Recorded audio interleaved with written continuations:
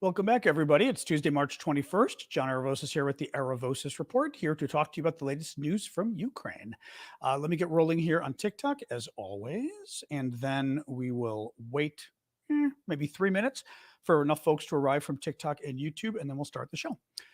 And in the meantime, of course, feel free to, what are they doing here? Feel free to introduce yourselves and say where you are from.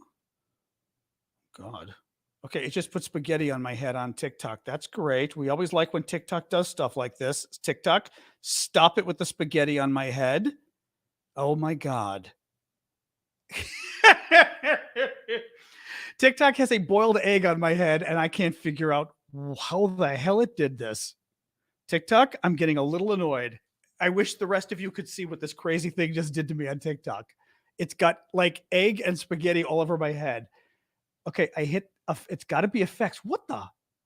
God, I hate, sometimes I'm like the guy, hopefully somebody grabbed it on TikTok. I feel like the guy that did the, Your Honor, I am not a kitten or a cat. I am not a cat. Jeez. I hit the wrong button. It's right on this main screen though, and it threw spaghetti and egg on my head as like Rastafarian hair. TikTok is so freaking weird sometimes. Ramen. Yeah, it was like ramen hair. Your Honor, I'm not a cat. Anyway, oh my God. All right, guys. Yeah, welcome. As I said, we always take a couple minutes just for folks to introduce themselves while I wait for people to arrive from TikTok, YouTube, and elsewhere. Normally, we start about 3 minutes into the show. We wait about 3 minutes. So feel free to say hello, where you are from, and then we will get rolling. But yeah, sorry about yesterday. Yesterday was quite fun though. I was helping oversee the oral exams for my master's program at Georgetown. It's the Master's in Foreign Service, which from a Georgetown perspective, we are the best school in the world offering international public policy. And part of the graduation process is doing an oral exam with 3 experts in the field. 3 experts. I was one of the experts. And you have to write an essay, a 1-page essay about a world conflict, what the problem is, your solution, and it's got to be in 1-page memo to the president of this, defining this world problem and then defining the solution. I got 3 students who chose Ukraine, and we got to, 2 other experts and I got to sit with each student for an hour and just quiz them about Ukraine and then quiz them about the world, which is also kind of fun because basically, you're being raised to be diplomats, etc. You have to know about everything in the world, maybe not minutia, but what's going on in Mexico, what's going on in Latin America, what's going on in Africa, what's going on in Asia. It was loads of fun from my perspective. Not sure if it was loads of fun from their perspective, but I treated it as a learning experience from my experience. I was saying, from my experience of working in the U.S. Senate, working in the United Nations, of basically working for bosses. Well, the United Nations was crazy. That was just a bad place. But working in the U.S. Senate for U.S. senators who don't put up with BS. They want answers. They want them now. And if you're not giving a clear answer, they're going to go, wait a minute, what about this?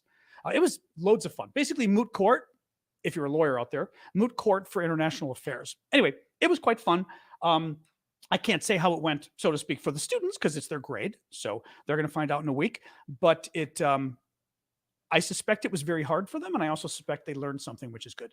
All right, guys, I think we got our critical mass here. Welcome, John Aravosis with the Aravosis Report. This is my nightly show, Monday to Friday, 6 p.m. Eastern Time, U.S., where we talk about the latest news from Ukraine. And I am back. I was just saying, after a day gone helping do some exams at Georgetown, my alma mater. Today is day 388 of Vladimir Putin's 10-day war in Ukraine. I am going to, if you guys haven't done the show before, the way we do this is the first half of the show, I talk about the latest news, and the second half of the show, I take your questions. On TikTok, you can submit your questions via the Q&A link that is in my profile. For the rest of you over there on YouTube, Twitch, etc., you can use the comment box at the bottom. I do very much appreciate the paid comments, which are basically gifts, super chat, super stickers, and very much you guys, the gifts on TikTok. I just saw, who is it? Elle just did the hand hearts, because I do this for free. I've been doing it since the war broke out, so a little over a year now, and I've been doing this full time, covering Ukraine for you guys. So if you can support my work and help me keep doing this, I very much appreciate it. I am in Washington, D.C. I went to Georgetown, so not the same neighborhood, but close enough. All right, guys, let's get rolling here. So the Japanese prime minister is in Ukraine today, went to Bucha and a number of places, basically to see and learn about the Russian war crimes against the Ukrainian people. At the same time, the Chinese president, Xi, was in Moscow. He's been there since yesterday. I think he arrived yesterday. 2 or 3 days of official festivities, so to speak, with Putin. As for Xi's meetings in Moscow, NATO today came out and said that they do believe that the Russians have officially asked the Chinese for lethal weapons. It is not clear how the Chinese responded. China, meanwhile, according to the New York Times, has provided $12 million in drones to Russia since the war started. Yes, since the war started. I don't know that we knew that entirely. I think we suspected China was helping the Russians out. What we don't know is what kind of, I don't know necessarily what kind of drones they were, whether they were just reconnaissance or whether they were also some of these sort of suicide drones, so to speak. Thank you, Jesse James, for the hat and mustache. Ukraine. So one of the things we missed yesterday when I was away at Georgetown was Ukraine did a quite bold and quite effective strike in northern Crimea against Russian cruise missiles. So some Russian cruise missiles, Caliber cruise missiles, were, and these are some of the missiles that Russia shoots at Ukraine, were traversing Crimea. And just thank you for the gift there, D. We're traversing Crimea here in the south. Crimea, you'll recall, is the Ukrainian territory that the Russians invaded and took back in 2014, but nobody recognizes it. It's only the Russians who think this is part of Russia. And there's a crossroads. There's 2 main roads that go through Crimea. And the crossroads for those 2 highways are more or less, I'll try to show you with my pen, more or less around here for the railroad, actually not the highways, for the railroad tracks. So the big crossroads for the railroad tracks are here. Anything sort of coming up from southern Crimea has got to cross here. Well, that's where the Ukrainians hit it. They hit the train, bringing the cruise missiles up north. It blew up. We don't know the extent of the damage, but we know there was a significant explosion as a result. Thank you, Marion, for that. And what is suspected is the Ukrainians used a drone to hit it because there are recordings, video showing a sound that observers say sounded exactly like the Iranian drones, the Iranian suicide drones that they're using against the Ukrainians. It had the same sound, which made people think either the Ukrainians captured some of the Iranian drones the Russians are using. Thank you, B. Smith, for that. The Iranian drones the Russians are using and basically retooled them, right, to go after the Russians, which would be kind of smart. Or they, oops, did I not get the, oh, you're right. I didn't put the, sorry. Someone was mentioning I didn't update my, thank you. On YouTube, I've got a list of the topics I'm covering, and I forgot to upload. I made it though, but I forgot to upload the new one. Hang on a second, and I will print the new one up. Come on. Oop, one moment, guys. Here we go. Today, hello. Oh, it's being a pain. Don't be a pain. One moment, it's being very difficult with me. Overlay. There we go. All right. That's the new one. Okay, thank you for pointing that out over on YouTube. So basically it looks like the Ukrainians used a drone, either of their own making, or they got some of the Iranian drones and retooled them, which is great. Thank you, Inspired Woman, for the confetti. And used them against the Russians, used them against Russian cruise missiles. And as I said, what's particularly interesting is they went after this rail crossing, the main artery, or the main crisscross of where the 2 main rail lines coming from southern Ukraine, southern Crimea, cross in order to go to the north. So my guess is they wanted to blow up the missiles, but they also were hoping to blow up the railway crossing because it screws up anything the Russians are trying to send afterwards. If the main crossing gets blown up, then no other supplies can come up by rail. Anyway, very interesting. So that was a nice hit by the Ukrainians. Another big story today are the U.S. Abrams missiles. So tanks, I should say, not missiles. So the U.S. announced today It is going to speed up the delivery of the 30 or 31 or so tanks that it's sending Ukraine. The U.S. is sending Abrams tanks, the M1A2 model, which is the more modern model.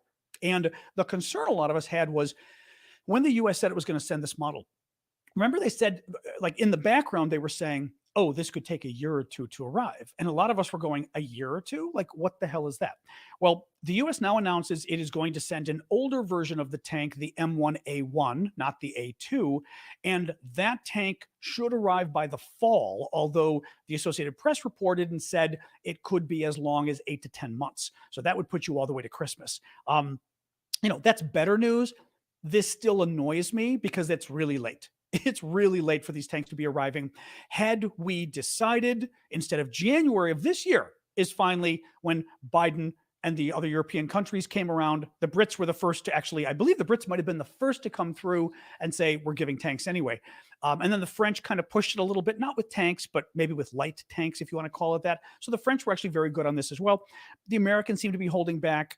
The Germans holding back. The Germans certainly holding back. Had we reached a decision on tanks earlier, this 1 year delay, and maybe even 8 to 10 months delay if we're lucky for American tanks, would have put us up until now, right? Had they made this decision last March when the Russians invaded, the year or the 8 months would have been now. Well, 8 months would have been November, right? So a year would have been now.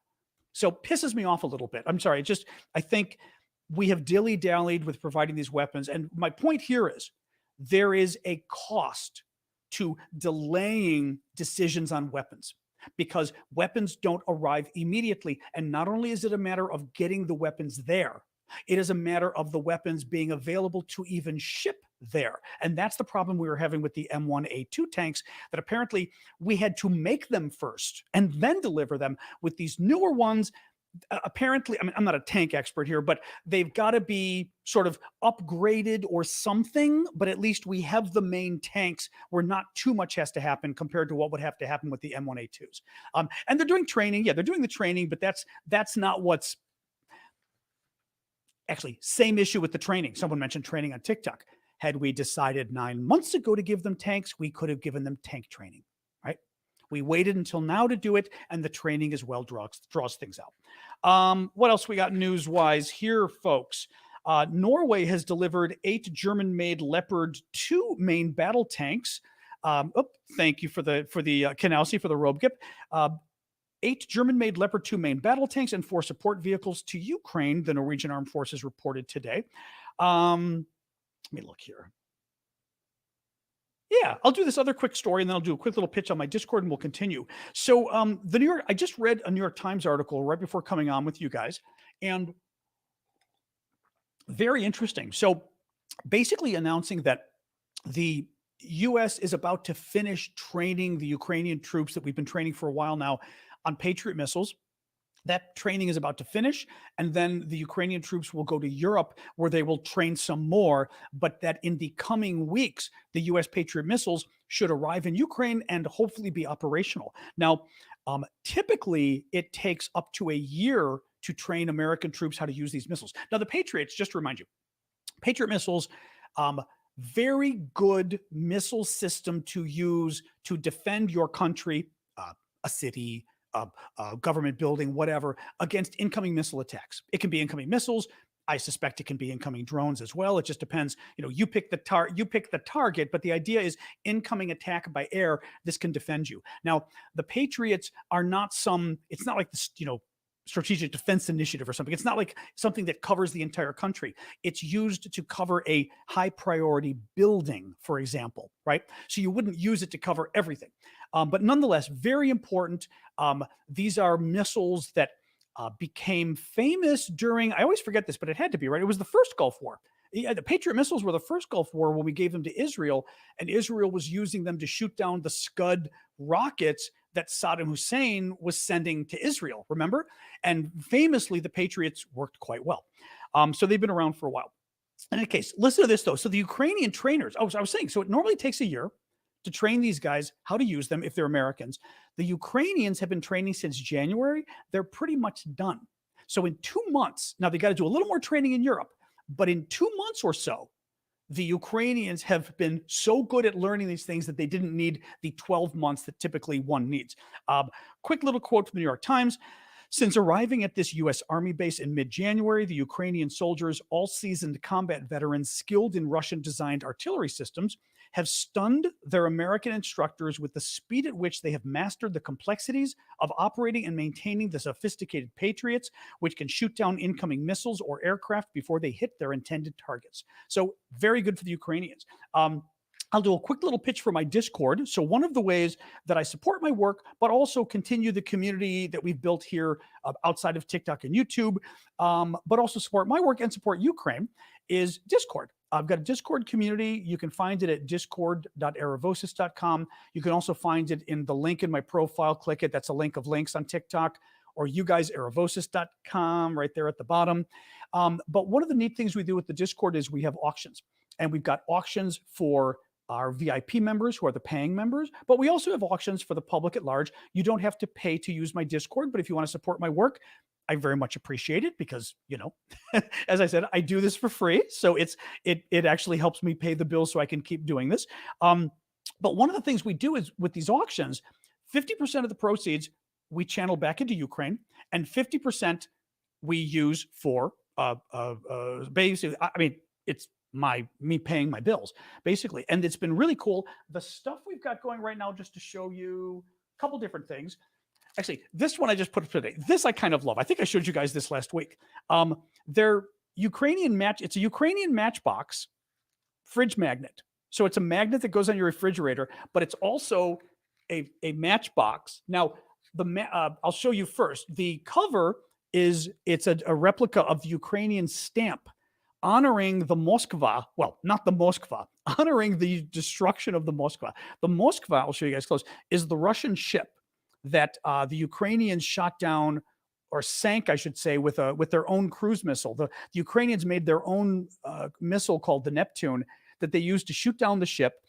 It is also the ship famously, and I love this part, this is the ship that was going to blow up or kill the troops on Snake Island early in the war. And they told the Ukrainians to surrender, and the Ukrainians got on the horn and said, Russian warship, go F yourself. Remember?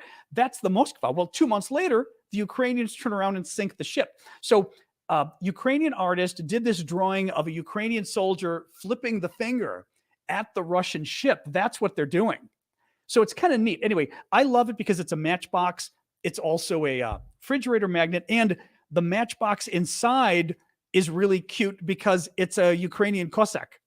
I was asking Vlad about this today. He's got the same matches, he goes, oh, I've got those matches too. But it's cute. I just think it's really cute. It's Ukrainian Cossack. Well, and it's fun too because the back, they're Ukrainian matches. They're Ukrainian. Anyway, we're auctioning this off, which is a lot of fun. I've got some coffee mugs I had shipped from Ukraine. And of course, one of them chipped on the way, tragedy of war.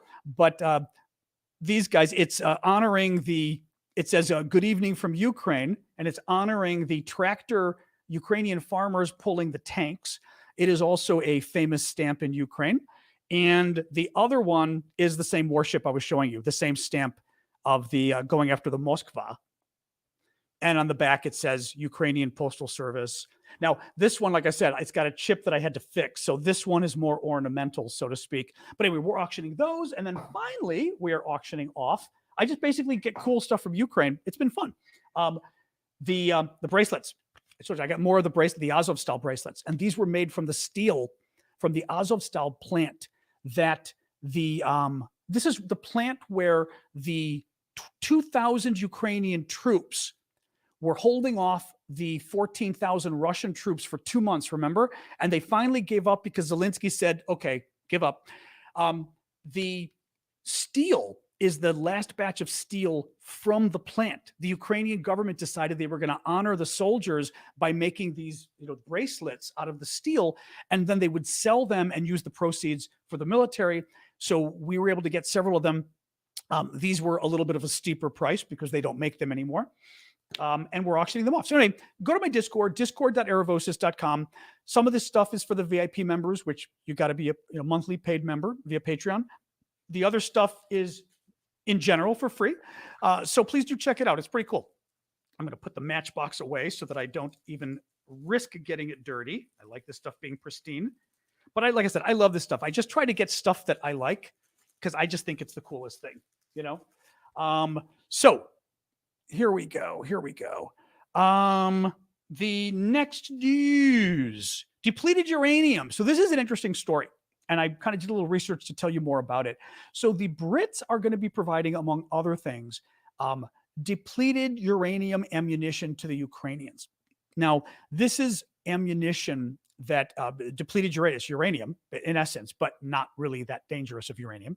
And I'll tell you more about that in a second. But it is much harder than a typical bullet or round, the metal that normally is in an ammunition, and therefore it is more likely to penetrate tank armor, for example, like the side of a tank or other armor on vehicles. So that's why depleted uranium is considered very desirable.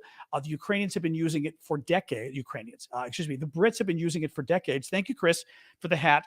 And the Russians are freaking out. Now, the Russians are freaking out most likely because the Russians are doing a propaganda thing. I mean, there's two things going on here.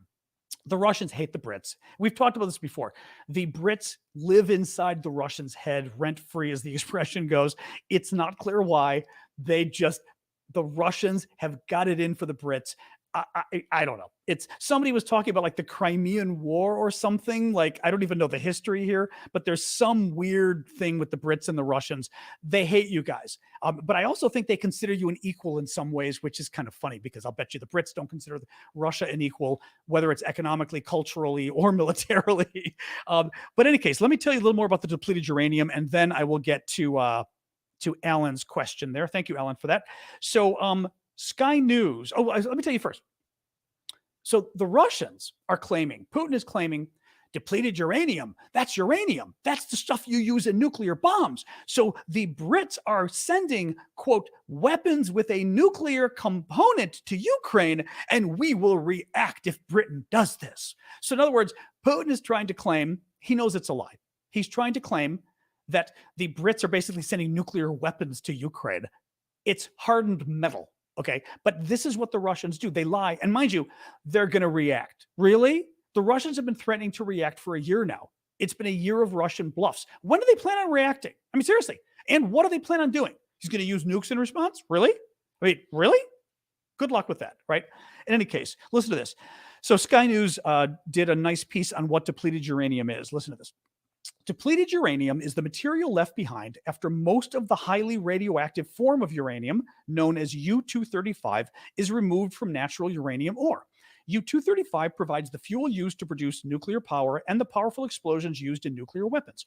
Depleted uranium is less radioactive, mainly emitting alpha particles which don't have enough energy to go through the skin, so exposure to the outside of the body is not considered a serious hazard.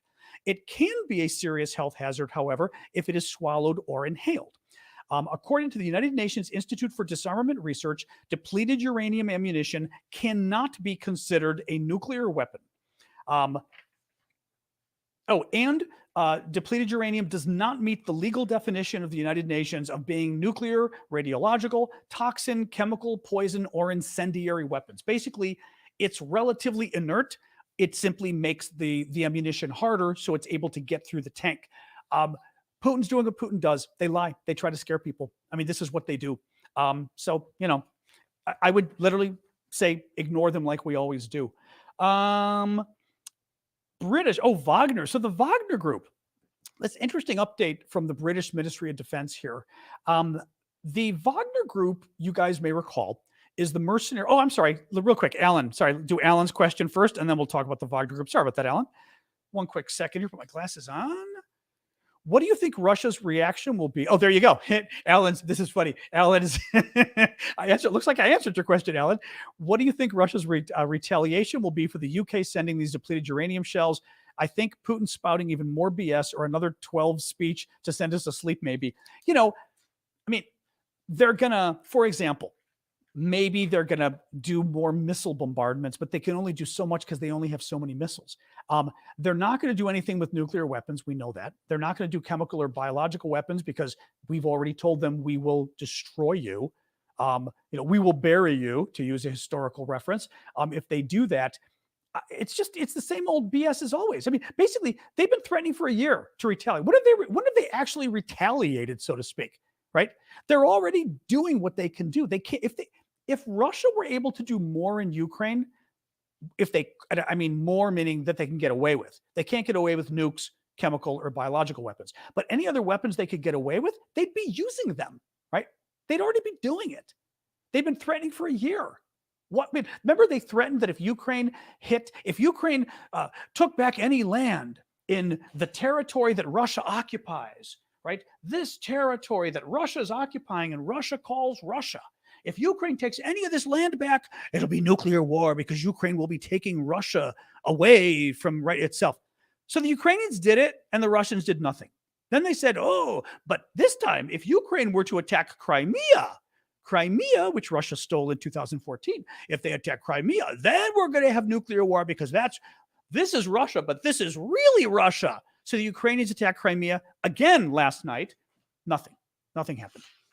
I mean, I don't mean to suggest I want Russia to do anything, but these guys are the worst. I mean, it's like playing poker with somebody every night, and every night the guy bluffs and loses. And after a while, you're like, sure, you got 4 aces. Okay, Boris, let's up that bid a little bit. You know what I mean? It's just absolutely ridiculous. So yes, thank you for that, Alan. Yeah, it's absolutely nothing. They're going to put us to sleep. Exactly.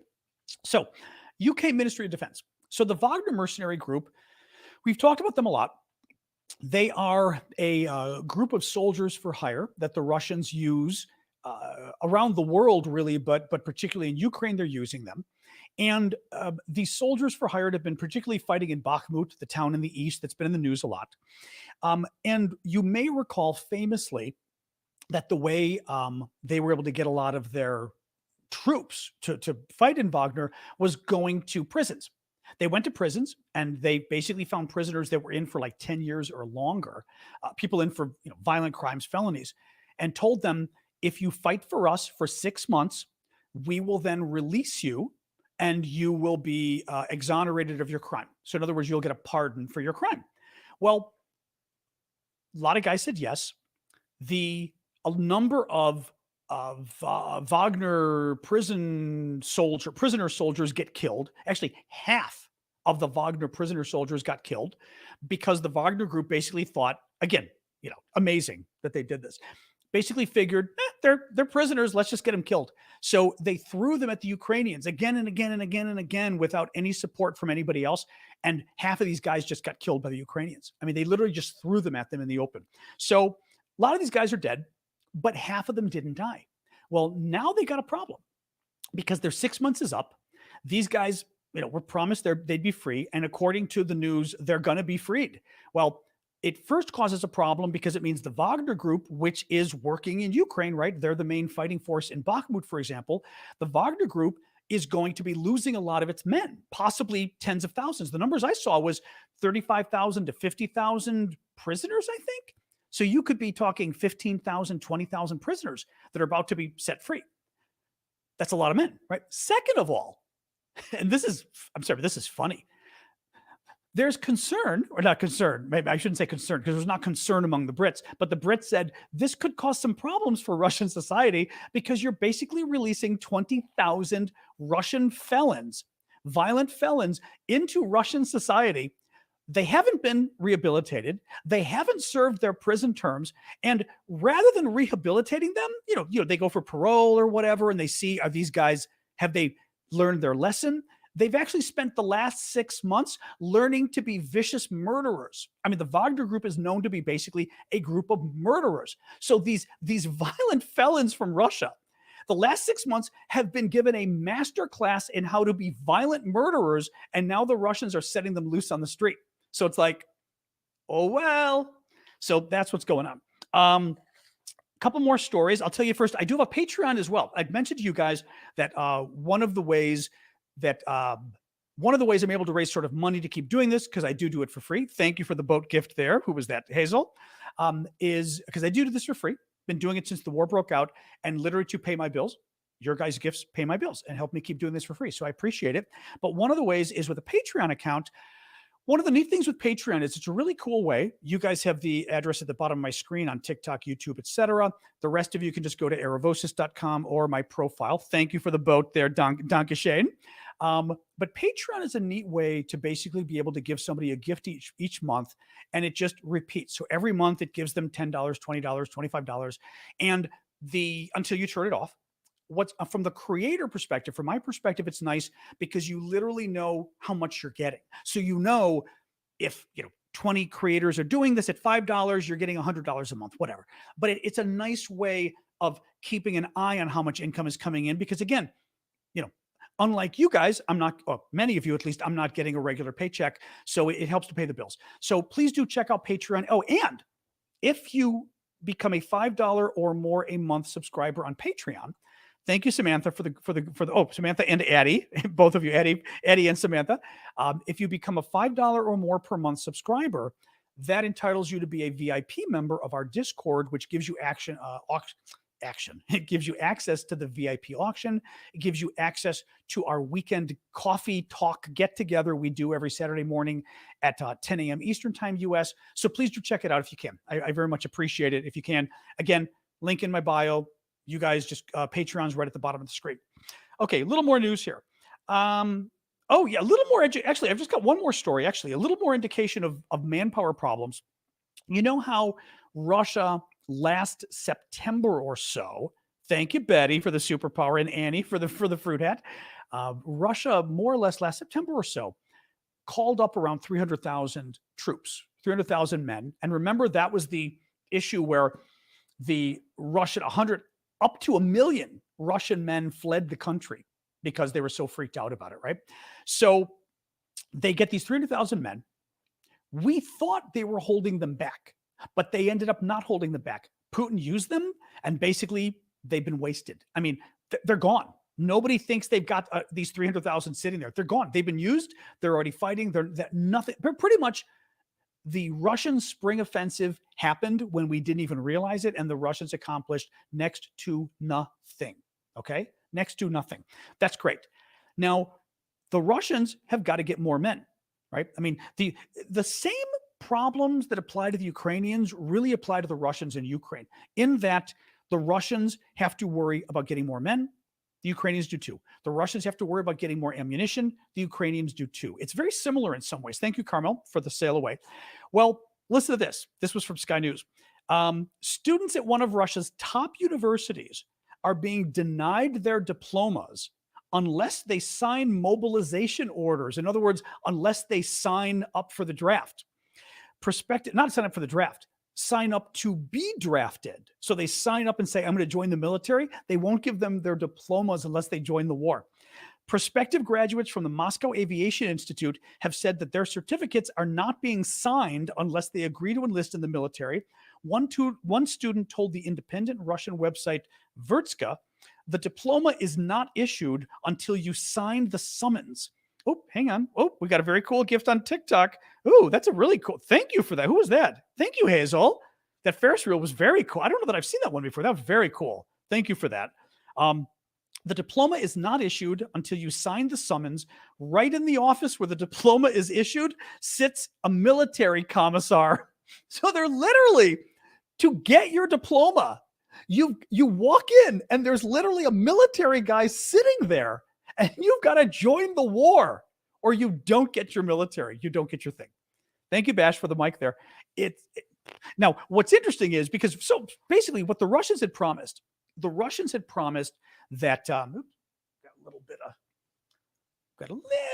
well, it's okay. I said we got a little bit of sunlight. That's better. We're getting a little bit of sunlight streaking there. It drives me crazy. The Russians had promised that students would not have to join the war effort. And they're kind of doing, not a technicality, but basically as soon as these guys are graduating now, they're saying, we want, come now. Thank you, Betty, for that, which suggests to me that the Russians are getting a little desperate. They're getting a little, what's the word I'm looking for? Desperate. They're giving us I guess it is desperate. There's a little desperation. They're anxious. They really want to get troops because they're having a problem, which is interesting. Finally, I do have a store as well, store.aravosis.com. We've got a lot of really cool Ukrainian stuff there. Again, half of the proceeds go to Ukraine, supporting our work there. We've done a ton of humanitarian work, but also have been getting drones for the Ukrainian troops. We've been helping buy materials for them to build camouflage nets that they've been using. I've been putting pictures of the camouflage nets and videos on our Discord, etc. So please do check out my store as well. Thank you. Who was that? Happy Beach. Thank you for that. All right, guys, let's do the Q&A. It looks like I'm on schedule tonight. So I think tonight we will do a hangout at the Discord afterwards. So if anybody's interested, we'll go to discord.aravosis.com and hang out. I usually hang out for about 20 minutes. I get on the microphone. I don't do video there because it's easier to hang out after this. But go to discord.aravosis.com. Again, link in the profile, link at the bottom of the screen for you guys. Thank you, B-Dubs, for the gifts there. And we'll do a hangout afterwards. It's usually very casual. We don't talk a lot about Ukraine because we're doing it here, but I don't mind if people have questions. We could even talk a little bit about the Trump issue. Trump may be indicted tomorrow, or he may, get an arrest warrant tomorrow. We don't know. Happy to talk about that issue too. That's not really appropriate here because we're doing Ukraine, but just join us at the Discord afterwards. Okay, submit questions on TikTok via the Q&A link that is in my profile. The rest of you obviously can use the link at the bottom of the screen, the comments, and please do keep the gifts coming. I appreciate it, guys. Betty, thank you for the paper crane. All right, let me look right now at some stuff over here. Oh, thank you for the boat. There was a Bonnie for the boot. Yeah, no, that's it. Yeah, Face Muffins is saying Russia's going to be crazy in a few years' time. Violent criminals released, thousands of families that fled, and no one with diplomas. Yeah, well, and keep in mind, up to 1 million men have fled, and these are young men. These are men of draft age, so men in their 20s. I was reading actually yesterday, really interesting on this. My allergies are going again. My mom's like, you shouldn't be wiping your nose. I'm like, I'm not wiping my nose. I have allergies and my nose goes crazy during the show. So sorry about that. The other big problem the Russians have, I was reading, is exactly brain drain, what Brad just said on TikTok. Brain drain is a concept in, I guess I was going to say international affairs. Maybe you'd call it international economics. Thank you, Paramarine, for that.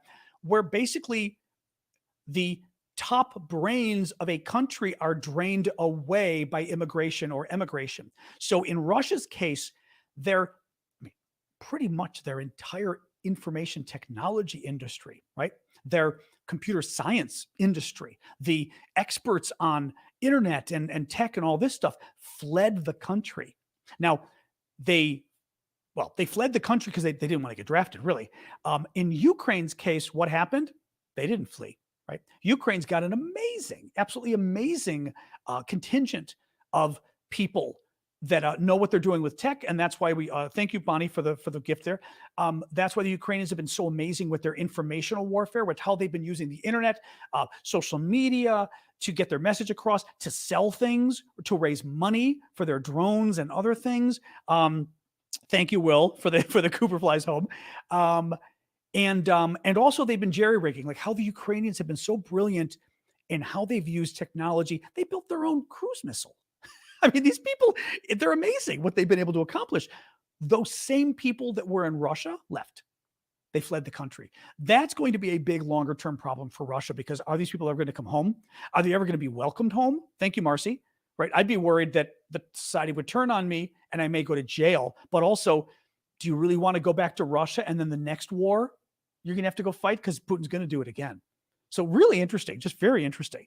Ben, thank you for that, Ben. Ben has a super chat question. Now that Putin is recruiting students from Moscow and other big city universities, which is a problem, how does this affect Putin's hold on power, as he has avoided the city so far as to not cause problems? Yeah, I mean, well, Ben kind of answers the question. From the beginning, the Russians were avoiding the mobilizations in the big cities like Moscow and St. Petersburg. They didn't want to hit the more important families, the more important people with money, people with connections, right? I mean, it goes to, I mean, it makes sense that if you want to draft people who have no say in the matter, people who will not cause a social uproar. You don't go after rich people who are connected. You go after poor people who are not connected. So they've been going after Russians all around Russia, especially the ethnic Russians. At the beginning, they were going after a lot, right? Russians of color, in a sense, if you want to, use that phrase, whatever the phrase would be, but ethnic Russians. And oh, hang on. Oh, very cool gift on TikTok. Hello. Oh, that was cool. And Bonnie, thank you for the boat. Who was the? Oh, thank you. You didn't have to do that for the car. Thank you for that. But yes, that car was a nice one. I can tell that. I remember driving that car. It was what I think it looks like the Corvette. Oh, thank you for the button. See, now I'm forgetting. Now I'm seeing the gifts and I'm already forgetting. Oh, yes. So they were avoiding going to Moscow and St. Petersburg because they were the connected kids. Now they're doing it. They're doing it much more because they don't really have a choice. Now, one thing that's really amazed me, and I don't really have an answer on this personally, but I would love somebody, actually, my friend Marianne. I'm calling you Marianne. Marianne, I'm calling you with your French name. Marianne is here tonight. Watching. I saw her over on YouTube. Thank you, user, for the swan, and who is it? Milton for the boat. I don't know if you've got an answer on this, Marianne, but why does public opinion matter in Putin's Russia? I mean, it is a dictatorship. I would say when you hear about problems Putin should worry about, you hear about, the defense establishment, the security establishment. So like the FSB, who is the follow-on to the KGB, basically people in power who could get it. But you don't hear a lot about regular Russians. I don't understand why Putin is worried. Even the people who are connected in Moscow and St. Petersburg, it's a dictatorship, I'm just curious from, I don't know if I don't put you on the spot, but if you're there and you want to throw in a quick little reply, thank you, Chazak. Appreciate the Panther pause. I'm just curious as to what role public opinion really plays in Russia, in Putin's Russia today, and to what degree it really can influence anything. And therefore, why is he so worried about public opinion? Because one of the things too is Putin is apparently concerned, people believe, thank you, Betty, for the lock and key, that Putin is apparently concerned about doing another big draft, right? They had the big draft of 300,000 men back in September or so. Thank you, Truthful, for the boxing robe. And he doesn't want to do another big call up. So they're doing it secretly, in a sense. I say secretly, meaning like this university thing. They're changing the rules on the fringes to get more men without saying, we are now calling up 200,000 more men. Right? They going after kids graduating from school now and telling them, thank you, Louis, telling them you're not going to get your degree unless you sign up for the military. But they're not announcing that publicly as we are having a big call up, right? So, and what I'd read was the experts think that he's not doing it because he's worried about a backlash among the public. So anyway, I'm just curious. I'm going to see if Marion, I'm putting you on the spot, Marion, but you're the big expert I know. I mean, I know other experts, but nonetheless, you're good at this. But let me just see, pulling up, see if any of you guys, I'm curious what you guys think about this too, obviously, in general. Ben says, from what I know, the Russian people are happy with the government until they start interfering with their lives. As long as they stay away, things are fine. Yes, there's some kind of, I don't know if it's an expression or what in Russian, but the sort of social contract between the government and the people, and this existed during communist times as well, was basically the people let the government do whatever it does as long as it doesn't affect them on a personal level. On a personal level, don't mess with them. But and if you're not messing with me on a personal level, do whatever the hell you want, right? So you could argue that certainly that the draft is affecting them on a personal level. Thank you, Kanausi, for the love focus.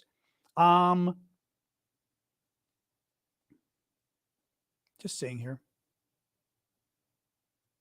Yeah, I don't know. I mean, they may be, yeah, Alexander from Ukraine is saying maybe they're afraid of the protests, Now, yes, moms ended the Afghan war. The only thing is the Russian moms ended the Afghan war when Russia invaded Afghanistan, right? So late 80s, whatever it was, that the war went on for 10 years.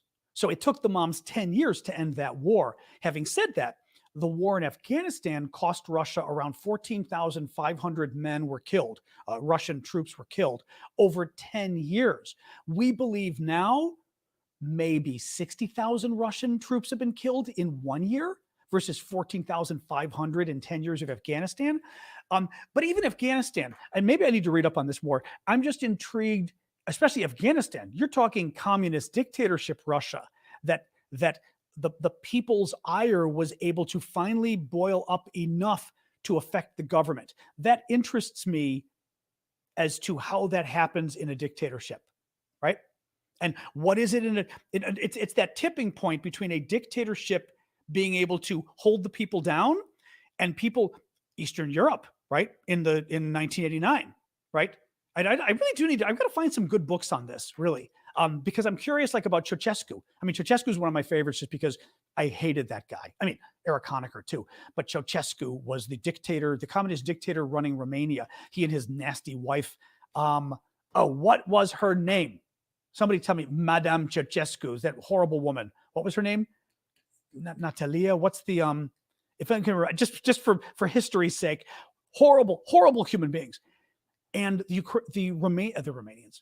Ceausescu, Romanians. Elena, there you go. Elena, there you go.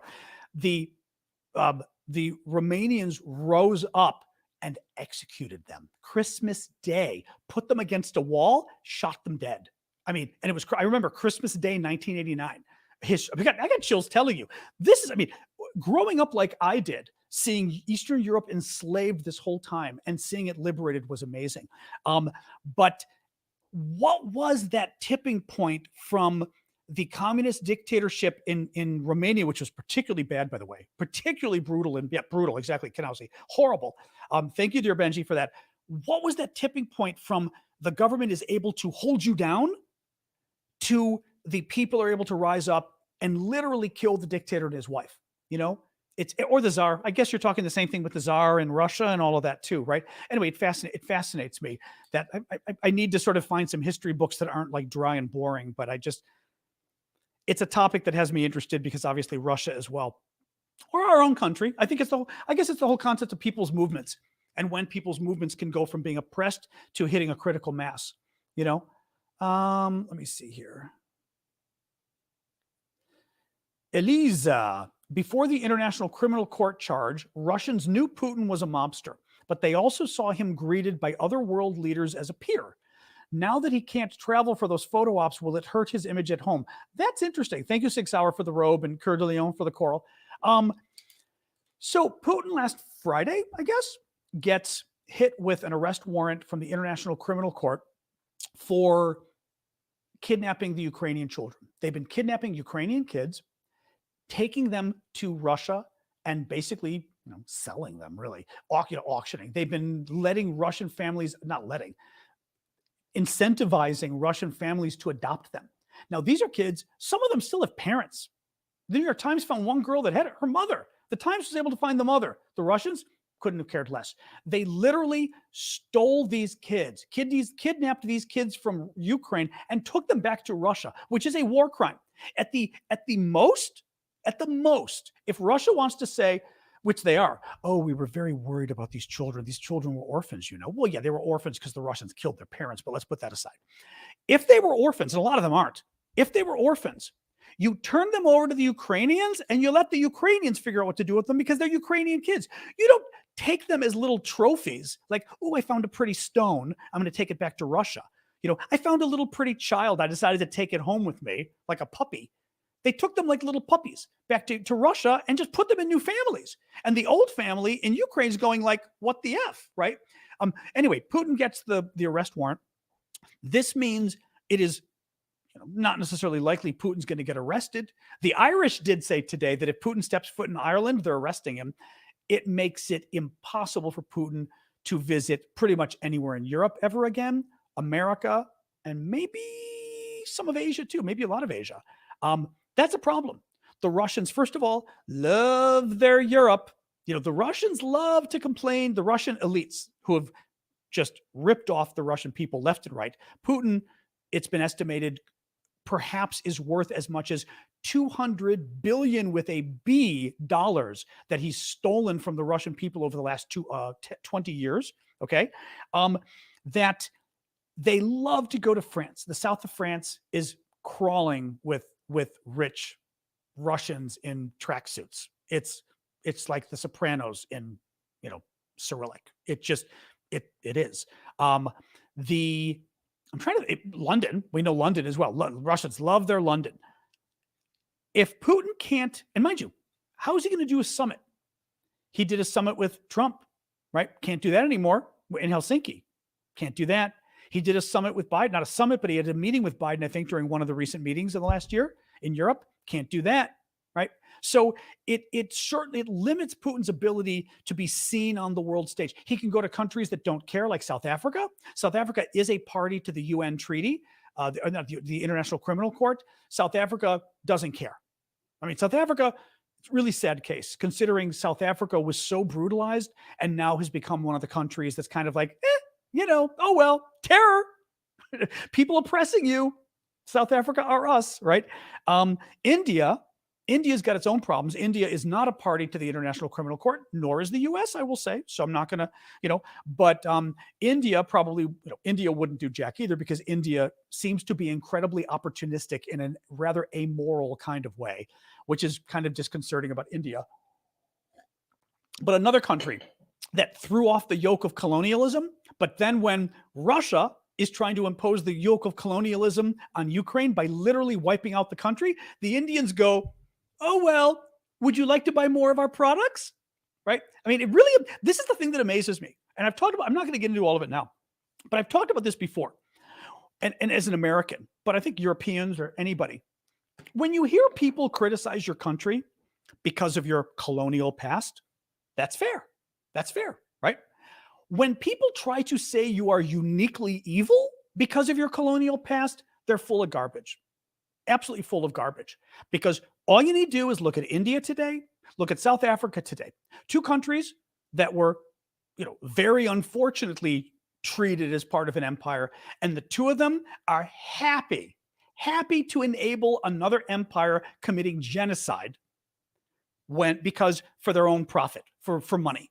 And every country has got a bad past, and every country's got corrupt people, and every country, I would say too, is probably one vote away, or whatever, if they don't have votes, one vote away from electing somebody who's just as bad as any of the rest of us. I will let it go with that. But it pisses me off because I think one of the lessons of history that you'll see, and I think it's certainly the extreme left that does this, is trying to claim, that we're uniquely evil, right? Like everybody else in world history was really nice. I mean, Europeans before World War I, Europeans were really nice people. No, not Europeans. They wouldn't say, they would hate Europeans, right? So Europeans and Americans have always been evil. But those Latin Americans, the natives in Latin America were fabulous. The Native Americans never went to war, never had sacrifices, never had slaves. No. Right? The Vikings, they were great. The Chinese, history of pacifism in China. Africa, right? Oh, Africa too. Big pacifist history there.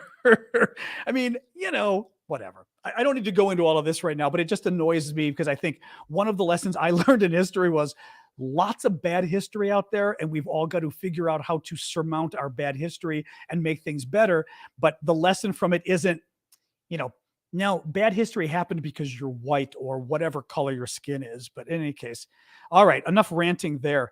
Sorry, scrolling down, more questions. Rachel, could another nation arrest Putin in a different country? The U.S. arrests him in South Africa. Well, I don't know the legalities of that. I mean, Israel went to what? Was it Israel went to Argentina to get Eichmann? I think was he in Argentina? He must have been in Eichmann, right? He wasn't in Brazil. Was he in Argentina? In other words, the Israelis went and pretty much kidnapped, Nazi war criminals and got them back. So you can. I mean, I guess part of the issue is the word could, right? I don't know the legal question on what the legal it was Argentina. That's what I thought of what the legal niceties are. Okay. Thank you, Hazel, for that. What the legal niceties are of going into India or South Africa and the US or somebody else, renditioning Putin, right? Secretly kidnapping him, getting him out of the country. I'm going to guess it's illegal because otherwise you'd have extradition. right? I mean, there is an extradition process in different countries.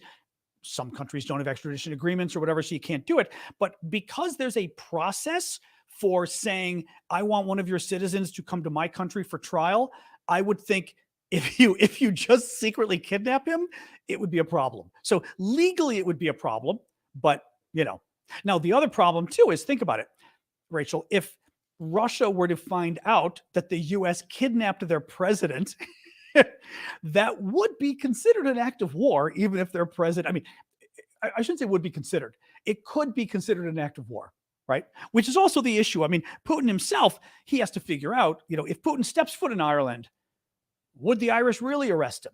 I mean, now they said they would, but you've got the issue of whether the Russians would consider that an act of war. Bin Laden, actually, it's a good point. Restricted guy brings up Bin Laden, right? We secreted a force into Pakistan. Pakistan's another country that's got a lot of issues because we didn't trust the Pakistani government, because the Pakistani intelligence services are infiltrated with Taliban and all sorts of other bad people, just bad people.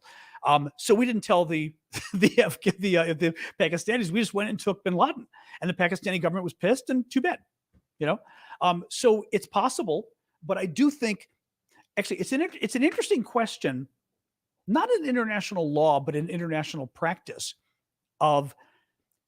We have the right to arrest Putin in principle because this arrest warrant has been put out, but would the Russians consider an arrest an act of war in some ways? Right? I don't know. And would it stop some countries from doing it? I don't know.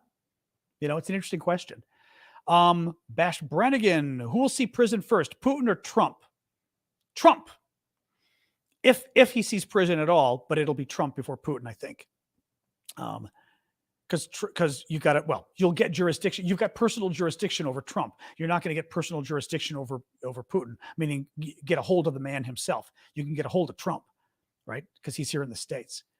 All right, let me look at the TikTok, the Ukraine TikTok questions on here. We'll go.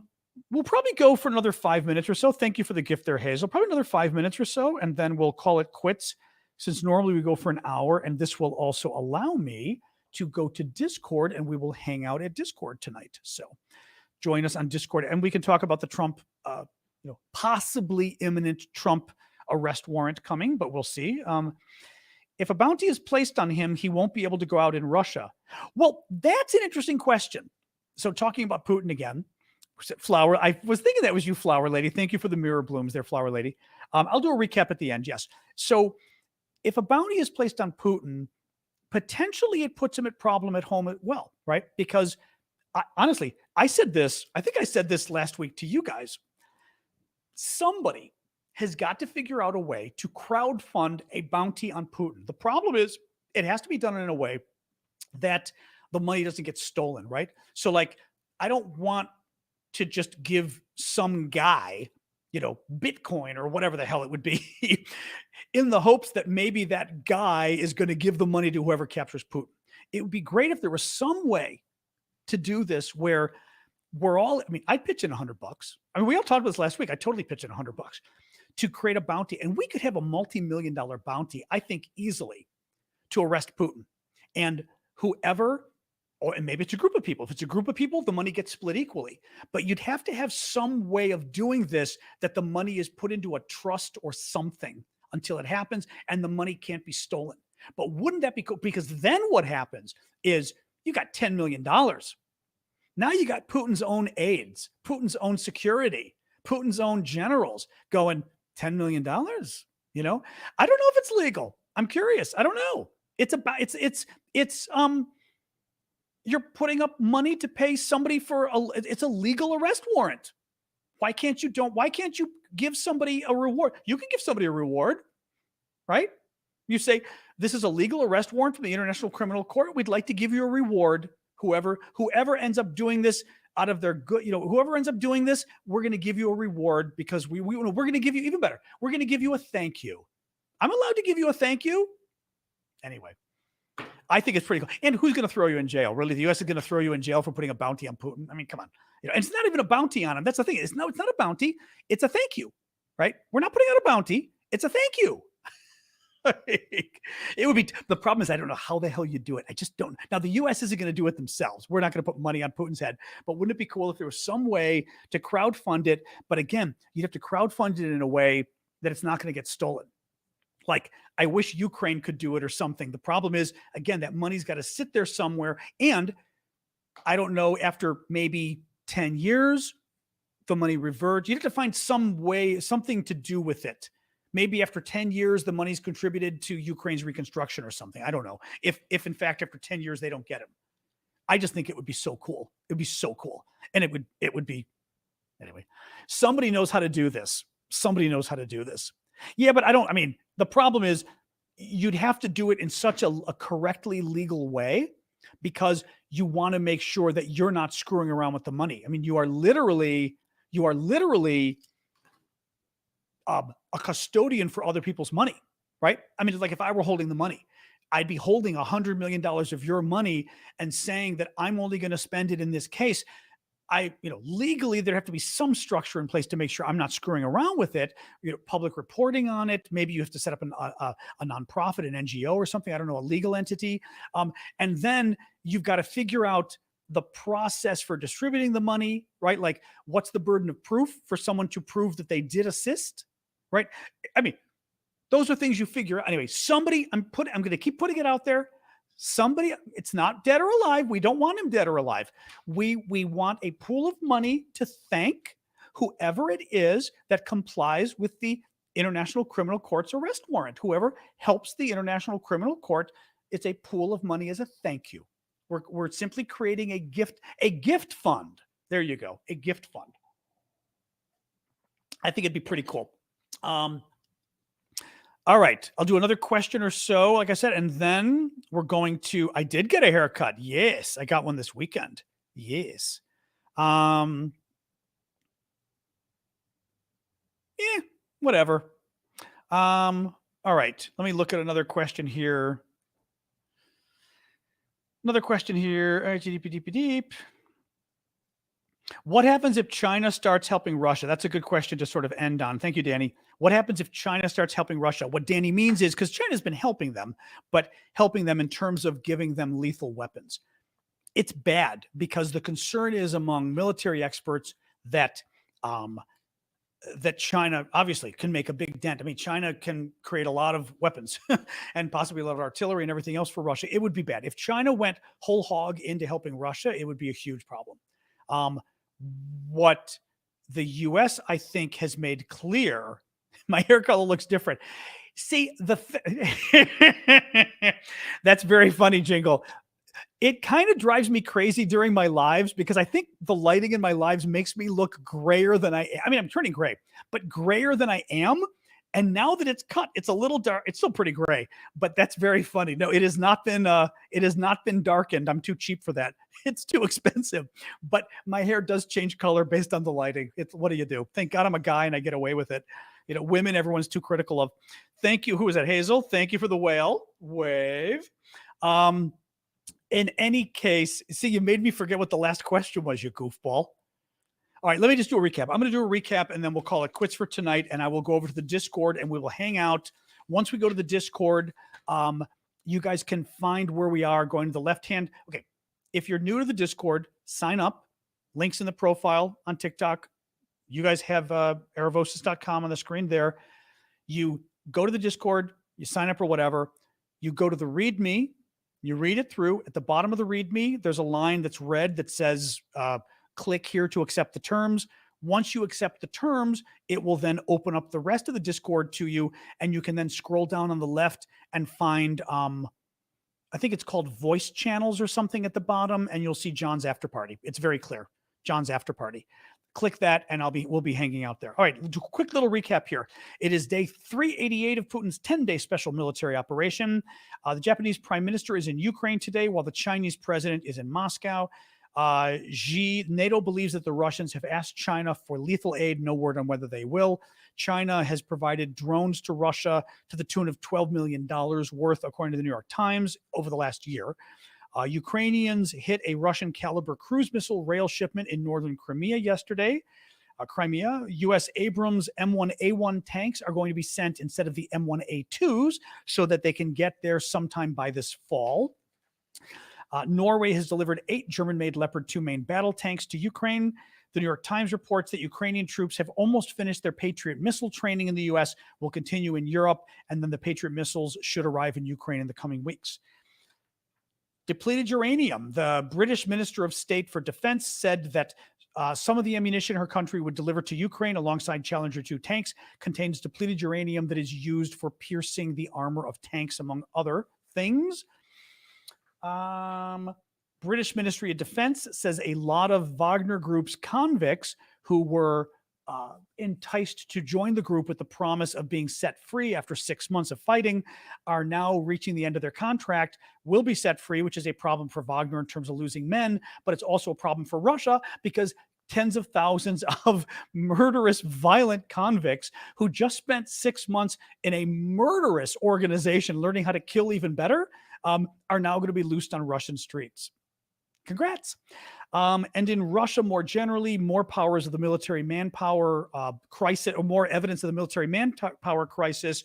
The Russian government is reportedly requiring students at some key universities in Moscow to sign up for the war or they won't get their diploma from the university. Oops. Oh, well, should have left with your friends last year. All right, guys. Thank you for joining us tonight. Thank you for all the gifts. Thank you for the comments and everything else. Thank you, moderators. And I will be heading over to the Discord. Please check it out. The other thing is every Saturday morning, 10 a.m. Eastern Time US, we hang out for a coffee talk, as we call it, a coffee talk on TikTok and on YouTube, not on YouTube, on TikTok and in my Discord. And it's basically, usually it's an hour. I keep saying it shouldn't be an hour, but it should be half an hour, but it's an hour. We always hang out for an hour. And we just shoot the breeze. We just hang out and talk, whatever we want. It's quite fun. I'll be on video. We've been doing it on TikTok, and I just started on Discord last week. It went quite well. Thank you for the gem gun, Dankeschön. It's for our paid subscribers on TikTok and the paid subscribers on Discord. Check it out and join us. It's been fun. And it's just another way of thanking you guys and another way for us to hang out. And you get access to me if you've got questions and things too. All right, guys, thank you so much. Head over to the Discord. Like I said, link is in my profile. You guys, Aravosis.com or discord.aravosis.com. Good night, and see you all tomorrow at 6 p.m. Eastern Time US. Thank you for the Hazel for the sweet dreams, and I'll see you guys on the Discord.